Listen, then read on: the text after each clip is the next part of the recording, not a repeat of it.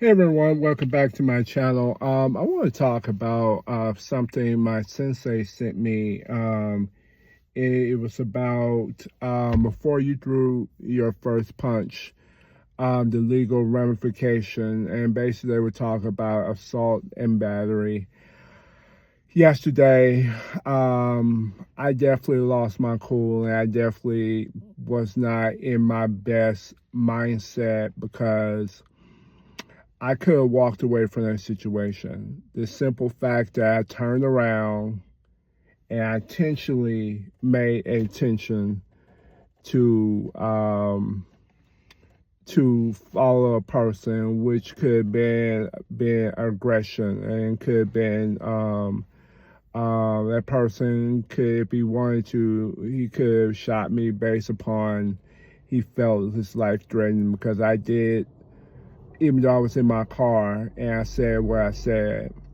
I did not get out of my car. I just basically said, man, don't flip me off. And then he just like, little ego man stuff. Well, I ain't do this, and he didn't say anything. And really, to be honest, it was just my pride and my martial art background just saying that you ain't about to punk me. You ain't about to come after me. But that was all ego. It wasn't that I was in immediate harm. Now, he hit me, which he almost did, even then, that's where you got the legal ramification. And most people, you have to understand there's always cameras. Always. There's always cameras. It's not the days of, hey man, we're going to meet you, whatever. It's not the same unless you go to areas where the police do not care, which is really urban neighborhoods or black neighborhoods. The cops ain't going to really care. Not for real. People get drunk and fight all the time. But if it's in a very nice neighborhood, and they got cameras, and you the wrong person or the wrong skin tone, you let's just take the race thing out. Just if you just another human being messing with another human being, the first person who drew the punch. When the cops pull you, like, why you drew? Do you feel like your life was threatened? Do you feel like you was in immediate danger? No, you're not in immediate danger if you go and follow the person. It could be, depends. If you can get away, that's a situation. Now, if that person following you, then you definitely can cast a doctrine, stand your ground, all that stuff. But if you actually went after them, you can be that you were harassing or whatever the legal aspect. I become the aggressive and the other person becomes the victim.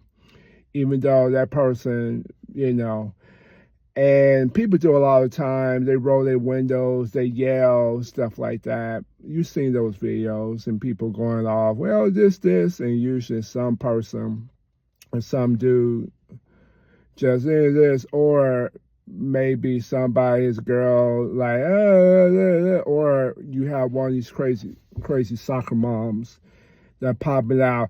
You should have drove your way, and they come close to your glass or they're close to you. They become what you call. As a person that is a legal gun owner and just challenging focus on self-defense.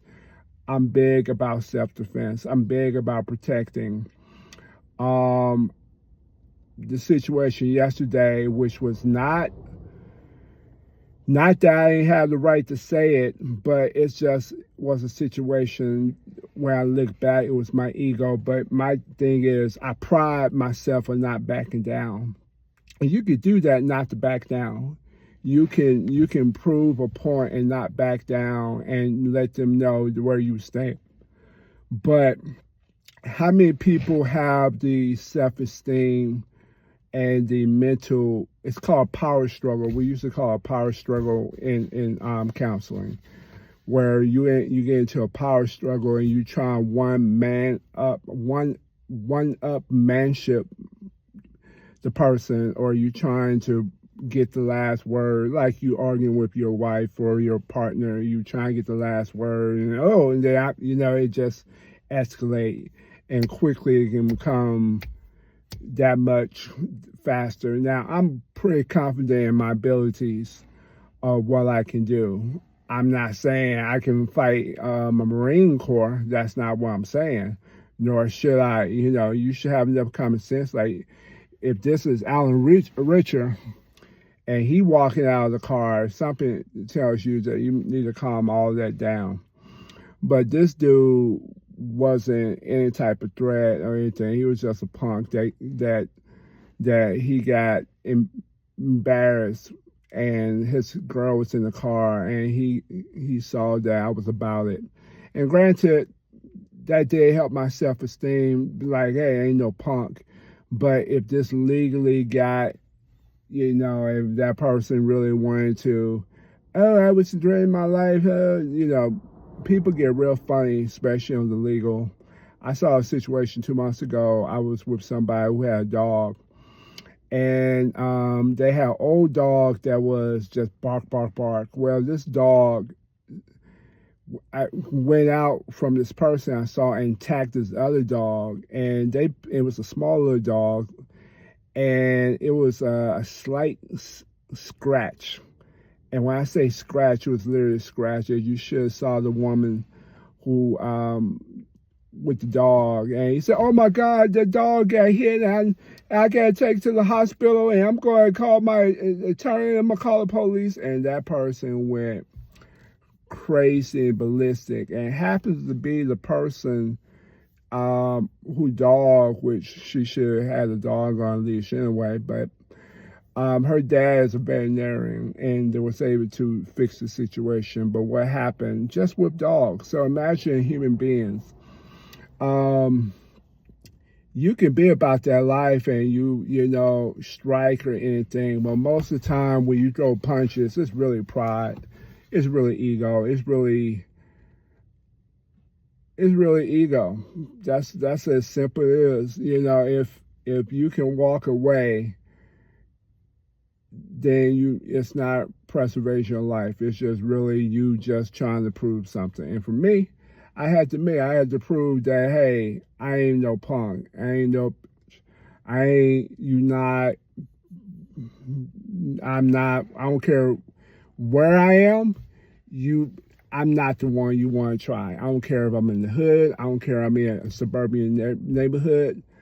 But it's okay to use that to a point, but not to a point where it gets legal. And a lot of people get in legal situation, fights, and getting bailed out, and court dates, and your job, and all this stuff because of just a quick second of judgment call.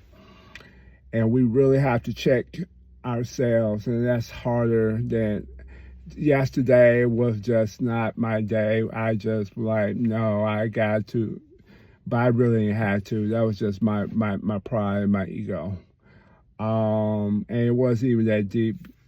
The car, he, was extremely impatient and rude, and I could have let it go when you flicked me off. But usually if you just kept it moving, I was just but the simple fact that he flicked me off was just okay, let me show you if you want to flick me off. Let's see how tough you really are. And that was ego. That was ego. I can call it what it is, ego. So you gotta be careful with the legal stuff where, when in the age of fighting. And that was granted 2 yapper dogs just yapping through the gates. But in this very, very tense, legal friendly society, you got to be careful what because it can be aggravated assault. It could be the biggest, smallest things could be the big things. So, all right, guys, have a good one.